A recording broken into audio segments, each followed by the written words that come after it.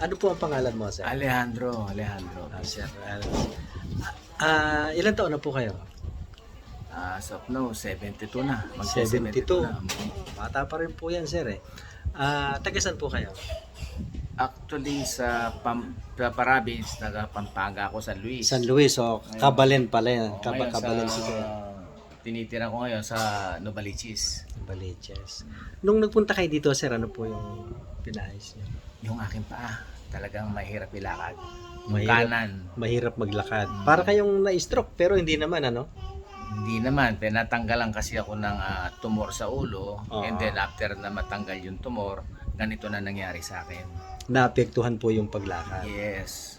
Oo. Maaring meron pong nerve na natamaan, ano? Siguro po. O yung linya, maaring may nakat na blood flow. Pwede yung No? mangyaring ganun. Oo. Pero ganun pa man, sir. Yung ginawa po natin sa inyo after po ng biomechanics, kamusta naman po yung naging pakiramdam? Aba, sir, malaking ginhawang naramdaman ko. Okay. Sana ka ako magtuloy-tuloy ito dahil sa mga tinuro nyo mga exercise sa akin. At inaasahan kong I hope na magiginawa ko. Ngayon pa lang ako naramdaman ko na talaga yung kaginawa na sa aking katawan, sa aking paa at sa ulo. Sana magtuloy-tuloy. Kasi mas magangang lakad ka nyo, no? Yes Tapos po. sa hagdan, medyo mas madali, ano? Yes po, naramdaman ko na kaagad. Tsaka yung pinagawa ko po sa inyo na, ano, yung pagtayo, paggupo. Mm. Di ba, dati hirap kayo, no? Yes Pwede po. pong makita natin, sir, kahit isang tayo lang, isang upo. Yung ganito. Sige, tayo kayo. Ayan, Ayan. mabilis na ngayon. Upo kayo ulit. Mabilis na ngayon. Hindi na bumabagsak. Tayo yung nga katawan po ko. ulit. Upo ulit.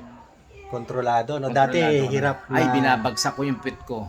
Kasi hindi nako-control ng paa ko. Mabuti ko ngayon, malaking ginawa. Ibig sabihin, walang puwersa pagka gano'n. Oo. So, kung kontrolado yung pag-upo mo, ibig sabihin nun, may puwersa yung legs mo. Yes po. Totoo yun. In one session, it's... Sandali lang ho. malaking Sandali improvement lang. po yun, ano? Laking bagay. Okay po, that's it. Ano So, po ang masasabi natin? Sana kung nakita nyo itong ginawa sa akin ni Sir Manny, Hmm.